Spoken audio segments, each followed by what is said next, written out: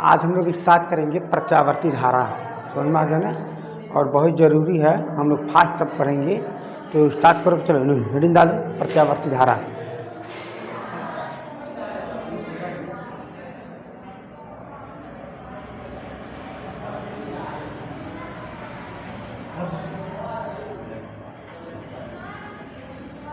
प्रत्यावर्ती धारा, ठीक है। तो समझते हैं। सबसे पहले ये जो बात जो यहाँ पर कह रखा है, धारा क्या है। तो धारा दो प्रकार का होता है ना, हम सभी जानते हैं कि धारा दो प्रकार का होता है। तो पहला क्या होता है, प्रत्यावर्ती धारा,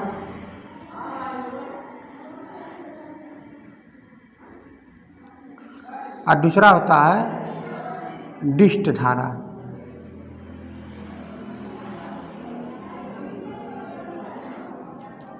बात को समझिएगा, घबराइएगा नहीं। प्रत्यावर्ती धारा का मतलब ये होता है कि अगर कोई चालक है ना, अगर कोई चालक है, उसमें इलेक्ट्रॉन कंपन करे, मतलब एक बार इधर जाए फिर एक बार इधर आए। आसान भाषा में यही है कि इलेक्ट्रॉन कंपन करेगा ऐसे ऐसे, ठीक है ना, एक ही जगह पर। मतलब अब ये कहोगे कि यहाँ का इलेक्ट्रॉन यहाँ जाएगा तो ये नहीं जाएगा, इसमें सिर्फ यही कंपन करेगा। मेरी बात समझो, एक एग्जाम्पल दे रहा हूँ। इसका मतलब क्या है, प्रत्यावर्ती धारा में यही होता है। और डिस्ट धारा में क्या होता है कि किसी चालक में इलेक्ट्रॉन रन करता है। इलेक्ट्रॉन क्या करता है, रन करता है, मतलब एक स्थान से दूसरे स्थान पर जाता है। तो सब मिलाकर के हम यही कहना चाह रहे हैं कि धारा उसे कहते हैं जब हम इलेक्ट्रॉन को मतलब इधर से उधर मोशन कराते, बस उसे धारा कहते हैं। ये सिंपल शब्द है। लेकिन अगर इलेक्ट्रॉन एक स्थान से चलना शुरू करता है और आगे बढ़ता जाता है, आगे बढ़ता जाता है, तो उसे क्या बोलेंगे, डिस्ट धारा। अगर एक ही जगह पर कंपन करेगा तो उसे क्या बोलेंगे, प्रत्यावर्ती धारा। बात समझ में आ गया। ये तो बहुत कठिन है, ये आसान है, ये कठिन है। अभी पूछोगे ये कठिन क्यों है, हमारे पास इतना इलेक्ट्रॉन थोड़ी ना है कि हम भेजते रहे खत्म होगा नहीं। इसी बात को कहते हैं बैटरी डिस्चार्ज हो गई। बात समझ में आ गया। लेकिन इसमें तो कोई बैटरी डिस्चार्ज होगा नहीं, बस किसी तरीका से इलेक्ट्रॉन को हिला दो, काम हो गया बस। अब इसमें क्या है, हम इलेक्ट्रॉन को भेजने लगे। जैसे अगर बात किया जाए, मान लो बैटरी है ये, मान लो, ठीक है। तो इसमें मान लो हम ऐसे नॉर्मल एग्जांपल दे रहे हैं। मान लो दो प्लेट है, एक प्लस वाला प्लेट, यहाँ पर माइनस वाला। यहाँ पर ये प्लस का कुंडी निकली हुई है, यहाँ पर माइनस इनका निकली हुई, ठीक ना। ऐसे एग्जांपल दे रहे हैं, समझो। तो हम लोग ये कहते हैं कि प्लस से धारा जाती है माइनस में, धारा जाती है माइनस में। तो इसका मतलब ये है कि इलेक्ट्रॉन जाएगा अपोजिट में। बात को समझना, यानी इलेक्ट्रॉन यहाँ पर ढेर सारा स्टोर हुआ है।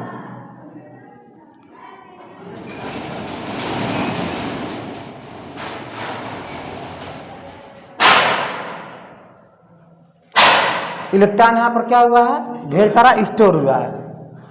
तो जब हम किसी से, और यहाँ पर पूरा खाली है, पूरा खाली है जगह।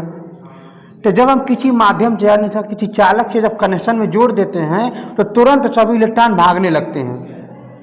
बात समझ में आ गया। तो तब तक आगे जाएगा जब तक दोनों का इलेक्ट्रॉन बराबर न हो जाए।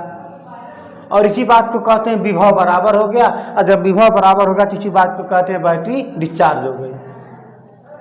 बात समझ में आ गया। तो यानी इसको चार्ज रखने के लिए यहाँ से आधा इलेक्ट्रॉन निकाल के यहाँ लगा दो, अन्यथा दोनों ये भर जाएगा पूरा। और इसका मतलब यहाँ का आधा इलेक्ट्रॉन थी रहेगा, तो ये आधा आएगा, तब तक काम करेगा बैटरी। बात समझ में आ गया। अब ये कहो कि हम बैटरी जब कनेक्शन लगा देंगे तो पूरा का पूरा इलेक्ट्रॉन इधर आ जाएगा, ऐसा नहीं है। ये तब तक आएगा जब तक दोनों बराबर ना हो जाए, बस। ये पूरा का पूरा इलेक्ट्रॉन यहाँ नहीं ला सकते। और जब पूरा का पूरा इलेक्ट्रॉन अगर यहाँ आ जाएगा ना, तब तो खेल हो गया। फिर से लगा, फिर चलना शुरू हो जाएगा, तब इधर से इधर इलेक्ट्रॉन जाने लगेगा, तब तो कभी बैटरी नहीं डिस्चार्ज हुई। पहले प्रत्यावर्ती धारा समझ लिए और डिस्ट धारा समझ लिए। अब हम लोग इसके बारे में थोड़ा सा और आगे बढ़ते हैं क्या है, क्योंकि हमारा मेन चैप्टर तो यही है, प्रत्यावर्ती धारा ही। इसके बारे में ये बताना चाहूँगा कि मान लो कोई अगर चालक है, ध्यान से समझना, मान लो इलेक्ट्रॉन यहाँ से लेकर के यहाँ तक का गति कर रहा है, मोशन कर रहा है। हम बात कहें कि यहाँ से लेकर यहाँ तक जा रहा है, फिर आ रहा है, जा रहा है, फिर आ रहा है, ठीक ना, ऐसे करके आसान भाषा में समझो। तो यहाँ से क्या होगा, एक ऐसे जैसे मान लो हम यहाँ से जब जाना शुरू किया है तो इसका बीचों बीच में क्या होगा, उसका वेग ज़्यादा रहेगा और फिर यहाँ से इसका वेग क्या होने लगेगा, कम होने लगेगा, क्योंकि इसको जाके यहाँ क्या करना, रुकना है। तो यहाँ पर इसका मैक्सिमम मान रहेगा, जिसे बोल सकते हैं महत्तम या मैक्सिमम, ऐसे समझे करो, ध्यान से समझना इस संकेत में।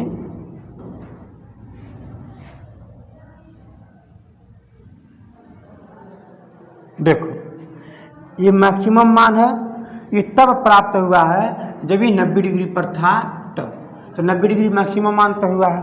ये 0 डिग्री था तब कहाँ पर प्राप्त होता है, यहाँ पर, फिर आगे 0 डिग्री हुआ है, इसका मतलब फिर ये यहाँ पर ही फिर हुआ आएगा मैक्सिमम 90, मतलब ये भी क्या है 90 डिग्री पर, फिर ये 0 यहाँ पर आ जाएगा, फिर मैक्सिमम 90 डिग्री पर, ऐसे करके चलता रहता है। लेकिन ये देखो ये मान जो हमेशा कम हो रहा है, देखो कभी तो कम और अधिक होता रहता है, देखो यहाँ पर बढ़ रहा है, बढ़ रहा, मैक्सिमम प्राप्त किया, फिर 0 हो गया, फिर माइनस निगेटिव की तरफ। ये निगेटिव ये कहता है कि जब ये एक बार इधर गया था पूरा, तो अब ये वापस आ रहा है, तो वापस आने में एक बार मैक्सिमम प्राप्त किया है, देखो एक बार मैक्सिमम पर फिर आया है, तो फिर जा करके क्या किया, फिर 0 तक पहुंचा है। इसका मतलब फिर कहाँ आ गया, 0 पर, यानी पहले ए पर फिर 0 पर, फिर यहाँ से इधर से इधर जाना शुरू किया, तो फिर क्या करेगा, फिर मैक्सिमम पकड़ेगा एक बार, तो फिर देखो मैक्सिमम पकड़ लिया। लेकिन ये बात मैं बता दूँ, अगर हम बात कहें इधर जाने वाले को अगर धनात्मक कहें तो इधर आने वाले को क्या कहेंगे, ऋणात्मक कहेंगे। तो यही इसमें कंसेप्ट है। इधर आने वाले का जो साइन वे है ये इधर साइड में है और ऊपर साइड में ये इधर साइड में है। बात समझे ना, इसमें कुछ भी वैसा नहीं है, जैसे जैसे रोटेशन करेगा फ्लक्स में तो वैसे वैसे साइन वेव बनता जाएगा। ये कुछ और नहीं बल्कि इलेक्ट्रॉनों की गति का है, ठीक ना, ये इलेक्ट्रॉनों की गति का है। ये नीचे का जो लाइन है वो अपोजिट डायरेक्शन में इलेक्ट्रॉन आ रहा है, और जो ऊपर का जो लाइन है ये अपवर्ड मतलब फॉरवर्ड के आगे जा रहा है। बात समझ में आ गया, यही इसमें है। अब इस कंडीशन में क्या है कि हम कहेंगे कि n टर्न कॉइल है। मान लीजिए यहाँ पर क्या है, n इक्वल में टर्न, मतलब नंबर ऑफ टर्न, ऐसे कहो नंबर ऑफ टर्न।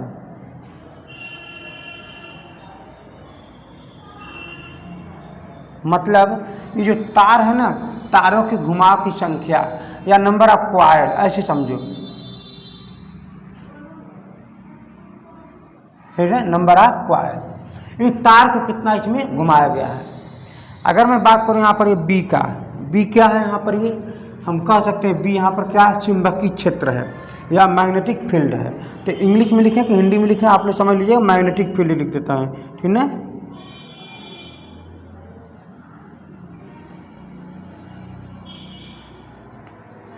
इसे हिंदी में क्या लिखते हैं यहाँ पर, ये चुंबकीय क्षेत्र।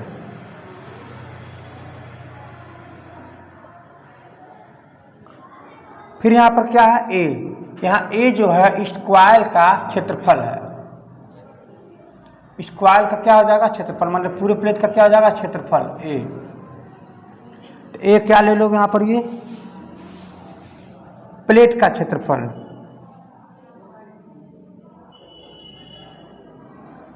Area of plate. अच्छा, अब हम ये कहेंगे कि ओमेगा क्या है, ये कोणीय वेग है, एंगुलर वेलोसिटी है, कोणीय वेग है। तो क्या होता है, मान लीजिए हम कहें कि ये कोणीय वेग इतना से ओमेगा के वेग से घुमाया जा रहा है, हमको धारा प्राप्त करना है। आप लोगों को पता होगा कि जनरेटर में क्या होता है, उसको मत छू ज़्यादा। जो जनरेटर जो होता है मतलब घुमाता है ना मशीन को, मतलब डायनेमो को अंदर घुमाता है तो इसमें धारा उत्पन्न होता है, तो इसको ओमेगा वेग से घुमाया जा रहा है तो इसमें धारा उत्पन्न होगा, तो हम इसे बोलेंगे एंगुलर वेग से घुमाया जा रहा है। उसके बाद तब हमारे पास जो एक समीकरण बनेगा, भी इक्वल टू में ये स्मॉल भी रहेगा, ध्यान दीजिएगा, भी में नॉट, इसके बाद साइन में ओमेगा में टी।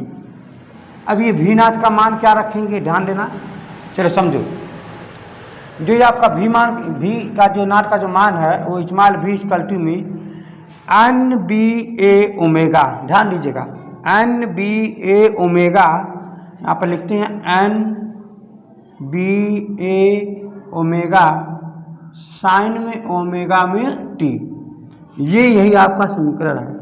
और आप देख पा रहे हो वी नाट का जो मान है ये इसी के बराबर हो रहा है, इसका मतलब वी नाट इक्वल टू में एन बी ए ओमेगा, ये छोटा रहेगा थोड़ा सा, और इसी को बोलते हैं मैक्सिमम मान, यानी शिखर मान, मैक्सिमम होता है ये किसका, वोल्टेज का। यही वोल्टेज मैक्सिमम का मतलब ये हुआ, ये मैक्सिमम मान है। अब यही से कम अधिक होगा तो कितना मान होता है, ये यहाँ पर दे रखा हुआ है एन बी ए ओमेगा। तो यहाँ पर जो मान जो दे रखा हुआ है कि भी इक्वल टू में भी में नाट साइन में ओमेगा में टी, जो आप अभी समझे हो, ये आपका वोल्टेज है। मतलब वोल्टेज मतलब ये हुआ कि प्रत्यावर्ती धारा का मान जो मैक्सिमम होता है वो भी नाट होता है। तो चलो, तो हम इसे कैसे दिखाएंगे,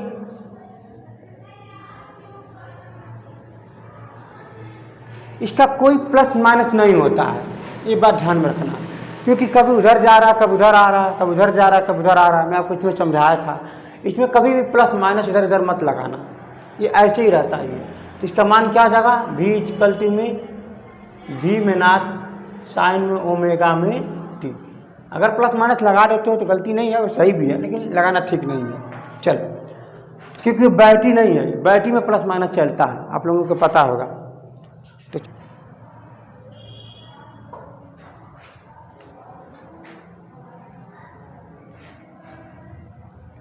ये जो मैक्सिमम मान है यहाँ से यहाँ तक, ये भी नाट है, ठीक है, ये वाला, और ये नीचे की तरफ भी मैक्सिमम मान है, इतना नहीं रहेगा ये, ऐसा नहीं कि बढ़ता जाता है।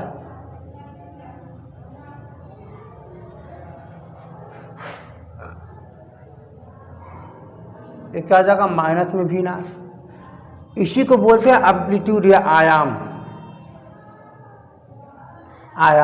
आयाम इस समय कितना है, भी में नाट है, कैपिटल में भी में नाट। इसे इंग्लिश में क्या बोलते हैं, एम्पलीट्यूड।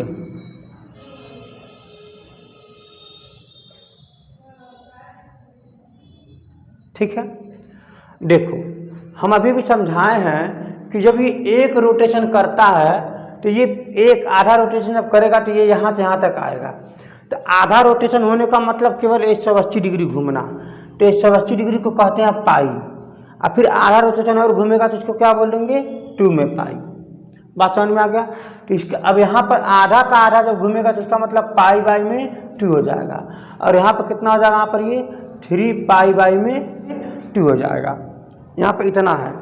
लेकिन अब आपको यहाँ और क्या समझना है इसके बारे में, कि ये आपका ओमेगा, यहाँ पर जो ये दे रखा हुआ है ओमेगा और ये टी, इसके बारे में समझना कि क्या है, इसका मान क्या होता है। तब तक के लिए नोट करो, इसके बाद ओमेगा के बारे में भी हम समझा रहे हैं। 9, 10, 11, 12, 13, मान लीजिए 13 पे आके मिला है, ठीक है ना।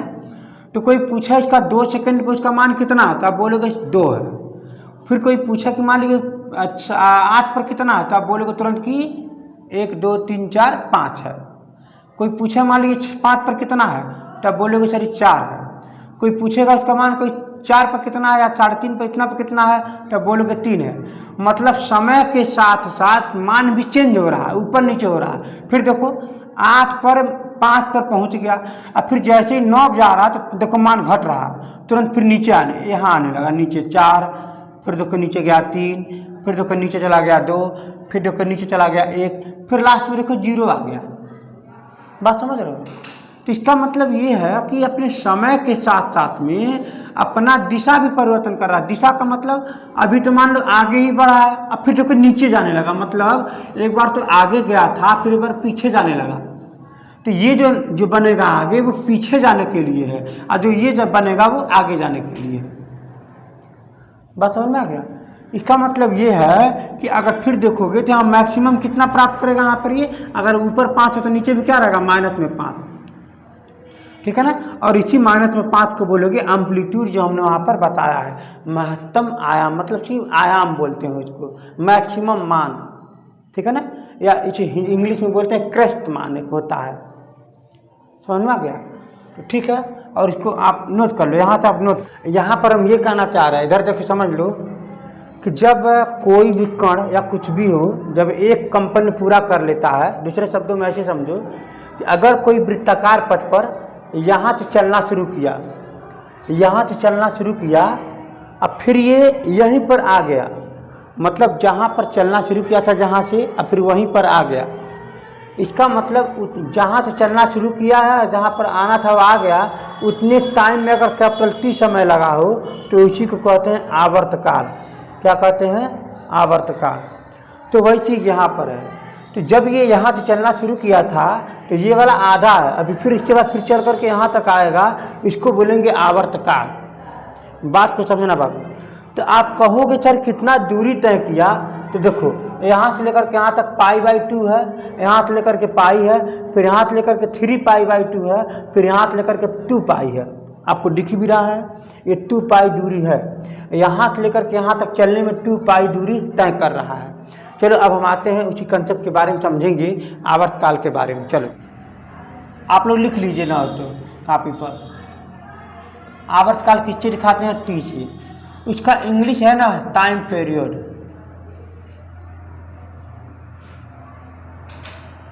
देखो जो है हिंदी में भले ना समझ में आए, लेकिन इंग्लिश में इसका परिभाषा खुद छिपा हुआ है।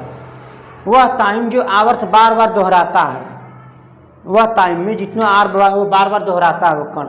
मतलब ये हुआ कि अगर कोई कण यहाँ से चलना शुरू किया, फिर यहाँ से आ गया यहीं पर, तो जाने में आने में जितना समय लगा है इसी को कहेंगे कैपिटल T या आवर्तकाल। चाल बराबर क्या होता है आप लोगों को पता होगा, मैं एक नॉर्मल एग्जांपल दे रहा हूँ बाबू। चाल बराबर क्या होता है बताओ? दूरी बट्टे में समय होता है ना।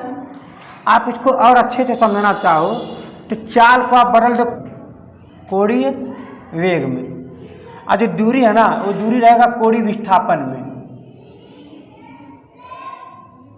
फिर नीचे क्या लग जाएगा? समय। नीचे क्या लग जाएगा? समय। अब ध्यान से देखोगे कि आपको समय निकालना, तो समय को आप यहाँ कर दो, कोणीय वेग को नीचे कर दो, तो इसे आपका बन जाएगा समय बराबर में कोणीय वेग बट्टे में, सॉरी कोणीय विस्थापन है ना ऊपर वाला, कोणीय विस्थापन बट्टे में कोणीय वेग। ये विस्थापन है बाबू, ध्यान देना, कोणीय वेग। तो हम लोग पढ़े हैं अभी कि कोणीय विस्थापन क्या होता है। यहाँ पर बताया था कि जब साइकिल में यहाँ से यहाँ तक दूरी तय कर रहे थे, जिसको बोले थे पाई, इसको बोले थे 2π, तो एक साइकिल तय करने में जितना समय लगा उसी तो यहाँ तक दूरी होगा ना, उसे किससे दिखाएंगे? लैम्डा से। यहाँ से यहाँ तक क्या होता है? लैम्डा। तो लैम्डा मतलब यहाँ पर क्या है? ये 2π। तो कोणीय में लेना है तो क्या लिखोगे यहाँ पर? ये 2 में पाई। कोणीय विस्थापन कितना हो जाएगा? 2π। अब कोणीय वेग कितना होगा? ओमेगा। मैं आपको ही बताया था, आपको कोणीय वेग क्या होता है? ओमेगा, यानी ओमेगा हो जाएगा। और जो आपका यही जो समय है, इसी समय जो आप यहाँ किए थे, इसी समय को आप बोल देंगे आवर्तकाल। आवर्तकाल। और आवर्तकाल क्यों बोलोगे? क्योंकि ये एक साइकिल का मतलब दूरी को लिया जा रहा है। तो आवर्तकाल किससे दिखाते हैं? T बराबर में 2π में ओमेगा, 2π में ओमेगा। तो ठीक है, इसका मतलब ये हुआ कि आप यहाँ से क्या देखोगे कि कैपिटल T बराबर में आपका निकल गया 2π में, 2π में कैपिटल में T। ये भी जान लो और आप ये भी जान लो, फार्मूला ही है, ठीक है ना। और हाँ चलो ठीक है, इसको आप नोट कर लो, फिर हम आगे हम इसी कंसेप्ट को बढ़ाते हैं। क्या हुआ है, क्या बताने वाले थे? प्रत्यावर्ती धारा क्या? हाँ, आवृत्ति।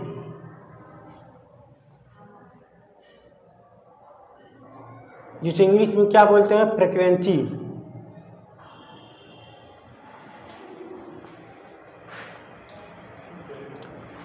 इसको परिभाषा नोट कर लो, बता दें, परिभाषा नोट कर लो। 1 सेकंड में प्रत्यावर्ती द्वारा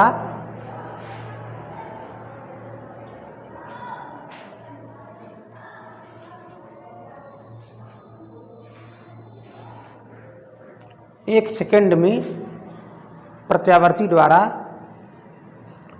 पूर्ण किए गए चक्रों की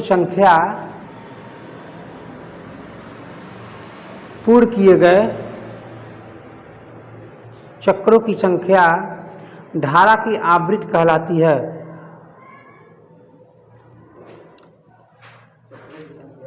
धारा की आवृत्ति कहलाती है। हो गया। तो अभी भी मैंने बताया है कि कैपिटल टी समय में 1 चक्कर लगाना है, बताया है ना। अगर कैपिटल टी समय में 1 चक्कर लगाना, मैं समझाया था। देखो आवर्तकाल एक दूरी के लिए मतलब ओमेगा लिखा गया यहाँ पर, ठीक है ना। तो कैपिटल टी समय में क्या कर रहा है, 1 चक्कर लगा रहा है। तो उसी बात को हम समझे अगर परिभाषा में, तो कैपिटल टी सेकेंड में चक्करों की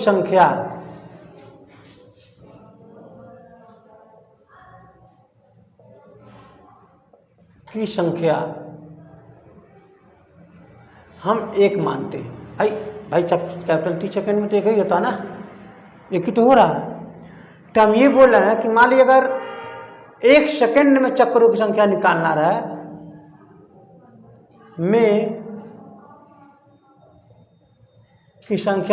रहे तो 1 का गुणा यहाँ करोगे, फिर टी से भाग दे दोगे, यानी 1/t।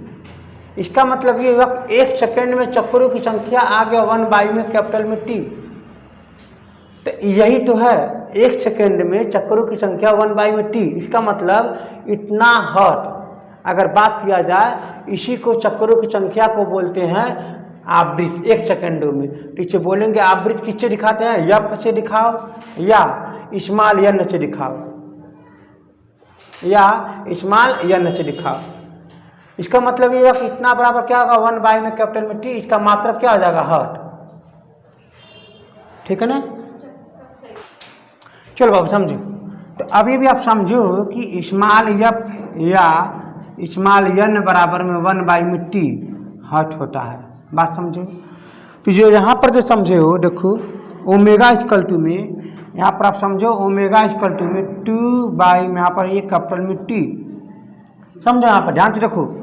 इसका मतलब ये हुआ कि आप इसको यहाँ से टी को अलग लिख सकते हो, तो 2 इंटू में 1 में टी लिख सकते हो। और इसी जब इसके जगह पर तुम ये लिख सकते हो ना, लिख सकते, यानी इसके जगह पर यफ लिख सकते हैं ना, इसके जगह पर ये लिख सकते हैं। तो ओमेगा अपान में 2 यफ, ये इंपॉर्टेंट आपका फार्मूला बन गया।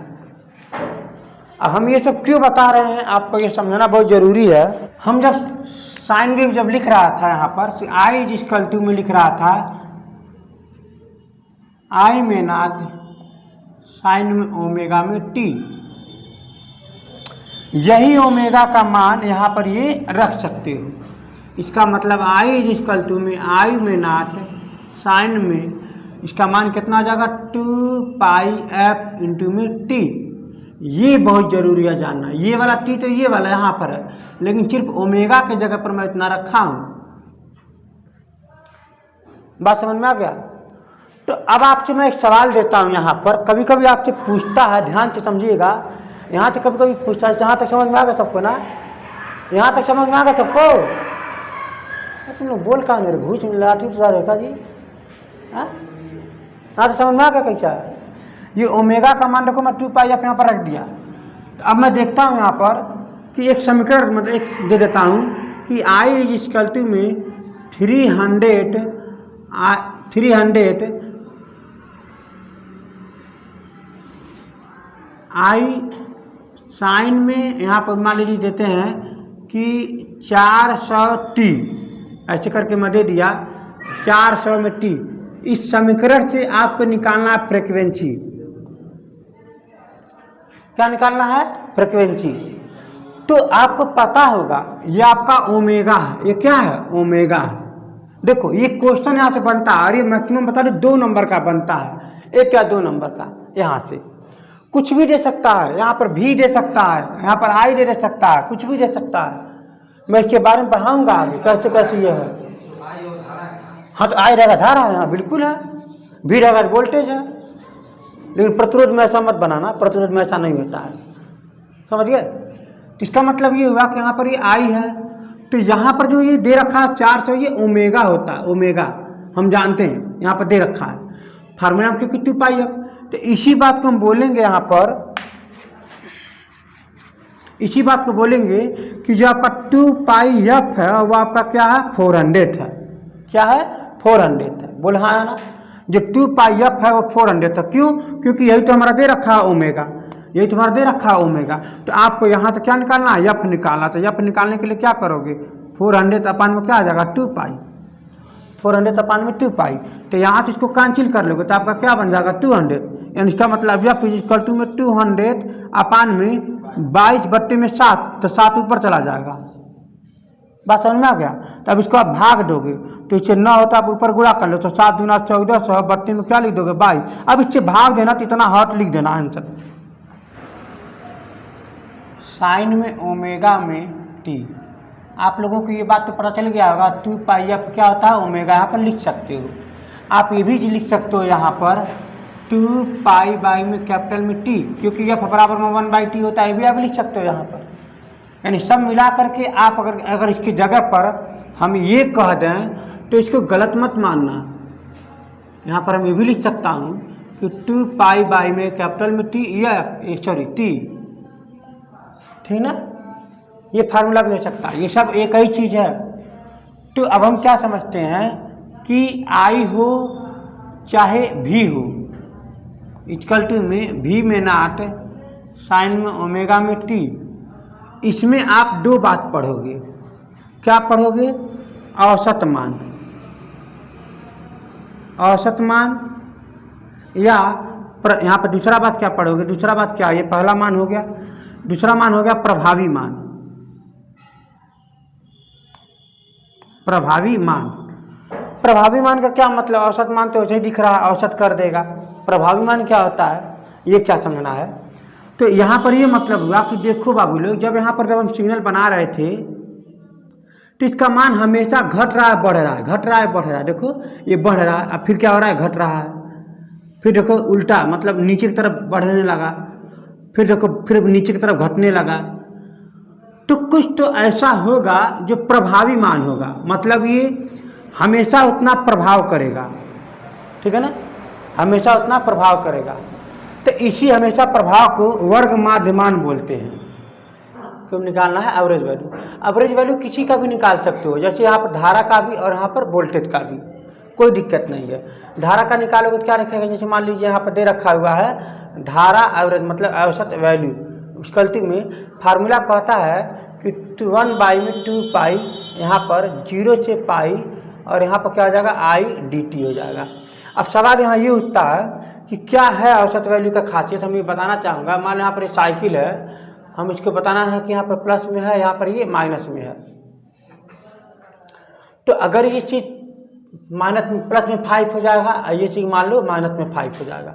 जब औसत निकालने लगोगे तो प्लस में 5 और ये माइनस में 5 जोड़ करके, ये टर्न 2 है, 2 से भाग दोगे तो वैसे ही 0/2 बराबर 0 आ गया। इसका मतलब औसत निकालने के लिए आपको केवल हाफ साइकिल ही लेना पड़ेगा, पूर्ण साइकिल नहीं लेना पड़ेगा, केवल हाफ साइकिल का ही लेना पड़ेगा। बात समझ में आ गया। तो पूर्ण साइकिल लोगे तो 0 आ जाएगा। तो चलो, तो इसका मतलब ये हुआ, आप इस फार्मूला पर जब रखोगे यहाँ पर औसत धारा का जो मान है, धारा का मान आपको क्या बताया गया है, आई इज इक्वल टू में आई में नॉट साइन में ओमेगा में टी। यह हमेशा याद रखना। इस मान को जब यहाँ रखोगे बाबू लोग तो ये बन जाएगा 1/2 पाई, यहाँ पर 0 से पाई, यहाँ पर मान को रखोगे आई में नॉट साइन में ओमेगा में टी डी टी। ठीक है, इसको जब समाकलन करोगे, समाकलन जब करोगे तो आपका मान आ जाएगा यहाँ से लास्ट में 0 में 2 पाई रखोगे तो इसका मतलब हो जाएगा आई में नॉट अपान में 2 पाई, यहाँ पर पाई हो जाता है, यहाँ पर 2 इंटू में यहाँ पर हो जाएगा पाई। यहाँ पर ये मान मैं डायरेक्ट लिख दे रहा हूँ, आप लोग समाकलन करिएगा घर पर, नहीं आएगा तो मैं आपको बता दूंगा, टेंशन ना लीजिएगा, आप लोग डायरेक्ट लिख लीजिएगा, ठीक ना। इसका मतलब ये हुआ कि जो आपका मैक्सिमम जो मान होता है उसका दोगुना कर दो, ठीक है ना। अब पाई से भाग दे दो। पाई से क्यों भाई, पाई से तो भाग दोगे, यहाँ पर पाई तो है, यहाँ पर 2 पाई था तो 2 पाई से नहीं भाग देना, आपको पाई से सिर्फ भाग देना, ठीक ना, सिर्फ पाई से। इसका मतलब ये हुआ कि आपको ये बात पता चल गया कि आई औसत वैल्यू में अगर धारा को दोगुना कर दो मैक्सिमम को, आप पाई को भाग दे दो, ये आपका एवरेज वैल्यू में निकल जाएगा। अगर इसी प्रकार वोल्टेज का पूछे तो वोल्टेज एवरेज वैल्यू में आपका वोल्टेज नाथ को मल्टीप्लाई कर देना 2 बार और फिर इसके बाद पाई का भाग दे देना, ठीक है ना। तो अब हम लोग आते हैं एक अलग चीज पढ़ते हैं, प्रभावी मान। दूसरा प्रभावी मान। प्रभावी मान का मतलब ये होता है कि जब कभी भी मतलब मान लीजिए कोई साइकिल है, यहाँ पर कोई साइकिल है ऐसे करके, तो यहाँ पर देखिए मान हमेशा बढ़ रहा है घट रहा है, ठीक ना। मान हमेशा क्या रहा है, बढ़ रहा है घट रहा है, बात को समझिएगा। तो एक ऐसा रियलिटी वैल्यू होगा जो उस पर प्रभाव डालता होगा, बात समझ में आ गया। तो वही हम लोग प्रभाव मान डालेंगे। इसका मतलब ये हुआ कि इसको डायरेक्ट आप समझने की कोशिश करिएगा। इसका मान आप निकाल सकते हैं प्रभावी मान का। इसको शुद्ध नाम होता है RMS वैल्यू, जिसको बोलते हैं रूट मीन स्क्वायर वैल्यू। इसका मतलब ये हुआ रूट मीन स्क्वायर वैल्यू, इसका बोलते हैं RMS वैल्यू, RMS वैल्यू, ठीक है ना। इसका मतलब ये भी धारा और करंट मतलब वोल्टेज दोनों का होता है, I का भी होता है, V का भी होता है। इसको बोलोगे R जो होगा RMS, RMS का क्या हो जाएगा यहाँ पर ये, तो 1/2 पाई। इसको करड़ी में करके लिख सकते हो, समाकलन करोगे क्या पर क्या हो जाएगा बताओ, 1/2 पाई, यहाँ पर 0 से 2 पाई। इसका मतलब I का स्क्वायर dt। यहाँ पर क्या था, केवल I ही था, यहाँ पर क्या I स्क्वायर है, गलती से लिखा गया होगा तब वहाँ पर गलती से लिखा गया होगा, ये केवल I ही रहेगा, ठीक है ना। यहाँ पर I स्क्वायर हो जाता है। और जब इसको आप सॉल्व करोगे, जैसे यहाँ पर V का भी देखा जाए तो V RMS में देखा जाए तो यहाँ पर क्या बन जाएगा 0 से 2 पाई। यहाँ पर क्या लिख सकते हो, V में नाथ का स्क्वायर, और नाथ नहीं, अभी जब नाथ लिखोगे तो साइन ओमेगा t भी लिखना पड़ जाएगा, बात समझ रहे हो। तो V स्क्वायर यहाँ पर क्या हो जाएगा, यहाँ पर ये dt हो जाएगा। अब इस यहाँ पर रखो मान को, तो I का मान यहाँ पर क्या होता है आप लोगों को पता होगा ना। I का मान क्या है, I में नाथ साइन में ओमेगा में t, यहाँ पर ये रखोगे। और फिर यहाँ पर V इक्वल टू क्या होता है, V में नाथ साइन में ओमेगा में t, यहाँ रखोगे तो दोनों का वैल्यू प्राप्त होगा। मैं डायरेक्ट लिख देता हूँ, आप इस बात को समझने की कोशिश करना। I RMS इक्वल टू में क्या होगा, अब V RMS इक्वल टू में क्या होगा, ठीक है ना। कुछ भी आप समाकलन इंटीग्रल आप घर पे कोशिश करिएगा, इसको लगाइएगा, ठीक है।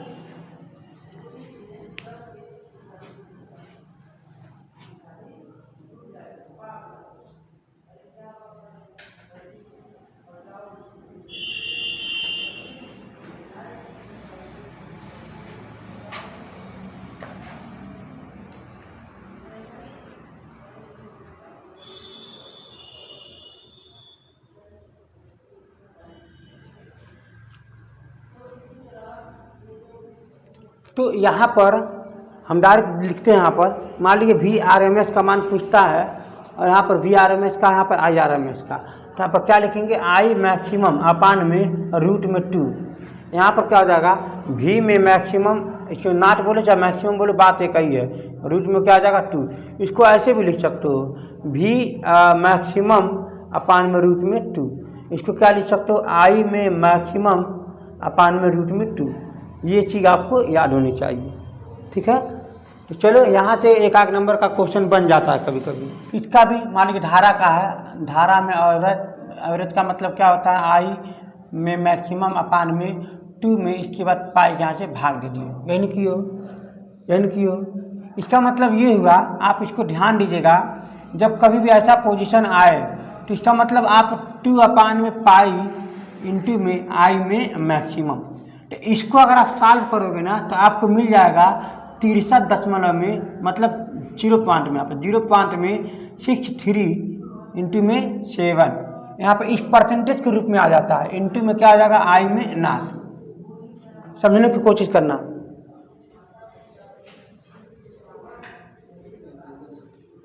चलो कोई बात नहीं, तो ये इतना मान आ जाएगा। अगर आपको मैक्सिमम मान दे दिया जाता है और इसके साथ आप गुणा कर देंगे तो आपको डायरेक्ट औसत वैल्यू निकल जाएगा। डायरेक्ट क्या निकल जाएगा, औसत वैल्यू निकल जाएगा।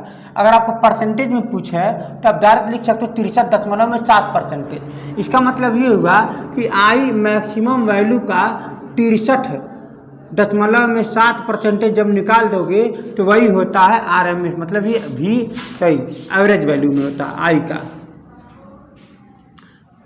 बात को समझने की कोशिश करना।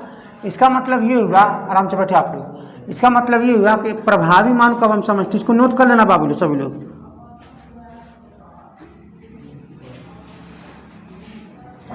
प्रभावी मान को जब आप नोट करोगे, इसका मतलब यहाँ पर हो जाएगा आपका, ये भी भी का भी होता है ऐसे ही, ये भी का भी होता है। यहाँ पर भी में ना मैक्सिमम इस इंटू में 63.7%। प्रभावी मान का मैंने अभी भी क्या बताया है, RMS, यानी आई RMS मान लीजिए RMS। इसका मैंने क्या मान बताया है कि इसका मैक्सिमम मान में रूट में 2 का भाग दे देंगे। इसको अगर हम अलग अलग लिखेंगे 1/√2 इंटू में RMS, यहाँ पर आई मैक्सिमम हो जाएगा। फिर इसका जो मान आएगा भाग देने पर आपका आ जाएगा 0.707, यानी इतना आ जाएगा।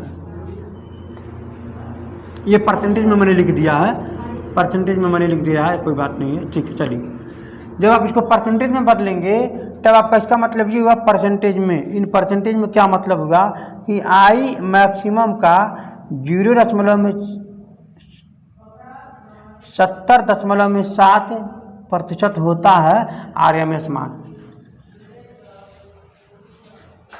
इसको आप नोट कर लो बाबू, बहुत जरूरी हो समझना।